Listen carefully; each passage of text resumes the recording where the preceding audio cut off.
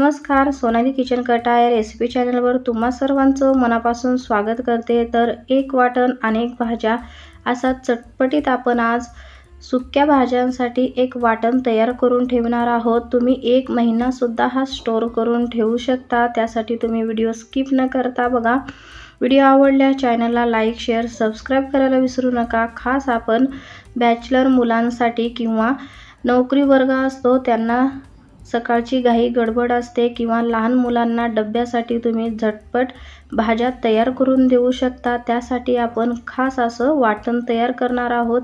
झटपट होणार आहे आणि छान असे चटपटीत भाज्या तयार होतात। तर चला तर मग आता आपण रेसिपीला सुरू करूयात किंवा हे वाटण हे मसाला कसं तयार करतात ते बघूया। त्यासाठी व्हिडिओ स्किप न करता बघा। व्हिडिओ आवडल्यास कोणत्याही क्षणी व्हिडिओ आवडल्यास नक्की एक सबस्क्राइब करा। तर इथं मी कढई घेतलेली आहे। 2 चमचे तेल टाकून आता आपण छान शेंगदाणे भाजून घेणार आहोत। 1 वाटी शेंगदाणे तेलावर परतून घ्यायचा आहे। छान मंद आचेवर हे गोल्डन ब्राउन कलर येईपर्यंत आपल्याला परतून घ्यायचा आहे। त्यामध्ये 20-25 पाकळ्या मी लसणाच्या घेतलेल्या आहेत। हा गावरान लसूण आहे। तुम्ही लसूण कमी जास्त सुद्धा करू शकता। तरी इथं मी 1 चमचा जिरे घेतलेला आहे आणि 1 वाटी तीळ घेतलेले आहेत। थंडीचे दिवस असल्यामुळे तीळ तुम्ही आवर्जून ह्या वाटणामध्ये टाका किंवा स्किप सुद्धा करू शकता। तर इथं मी खिसलेलं 1 वाटी खोबरं घेतलेलं आहे। ते पण छान ह्यामध्ये टाकून आपल्याला मंद आचेवर हे सगळे जिन्नस भाजून घ्यायचा आहे। एकदम गोल्डन ब्राउन कलर येईपर्यंत गॅसची फ्लेम अगदी कमी करूनच आपल्याला हे भाजायचं आहे। त्यामुळे भाज्या पण रुचकर होतात आणि हे वाटण पण खमंग तयार होते। तर बघा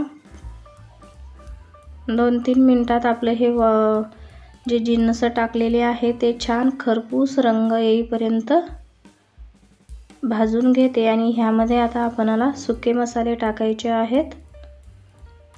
तर बघा ह्या पद्धतीचं आपले हे सगळे साहित्य जिन्नस मस्त खरपूस रंग येईपर्यंत मी भाजून घेतलेला आहे। तर ह्यामध्ये आता आपण लाल तिखट टाकून घेणार आहोत।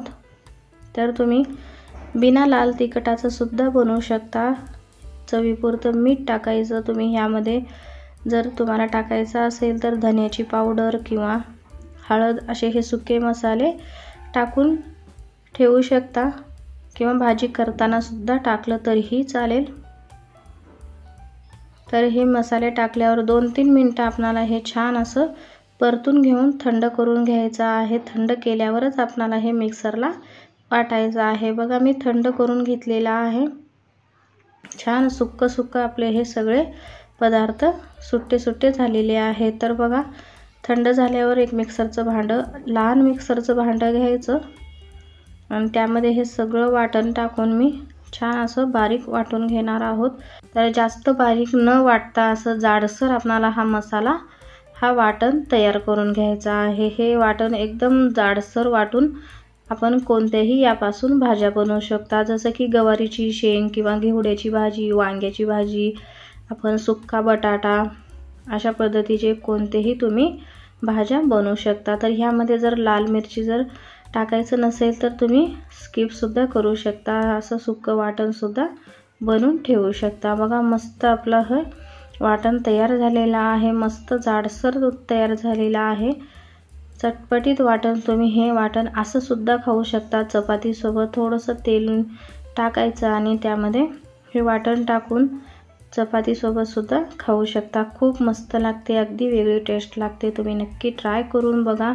ज्यांना घाई गडबड असते किंवा सकाळचे लहान मुलांना डबे किंवा जॉबवर जायचं असेल तर तुम्ही अशा पद्धतीचं वाटण जर बनवून ठेवलं 1 महिना आरामात हे वाटण टिकते। मस्त सुक्या भाज्या झटपट तयार होतात आणि वेळेचीही बचत होते।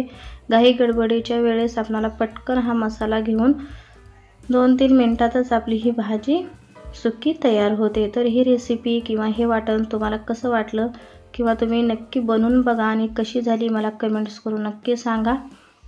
व्हिडिओ आवडत असेल तर चॅनलला कनेक्ट राहा। असेच रेसिपी मी अपलोड केलेले आहेत, झटपट होणारे असतात।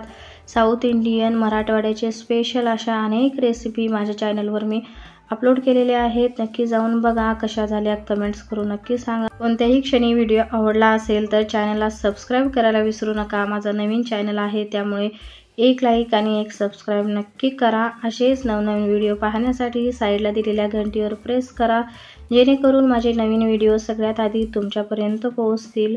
असेच व्हिडिओ पाहत राहा. असाच एक व्हिडिओ आपण घेऊन भेटू पुढच्या व्हिडिओमध्ये. माझा व्हिडिओ पाहिल्याबद्दल धन्यवाद.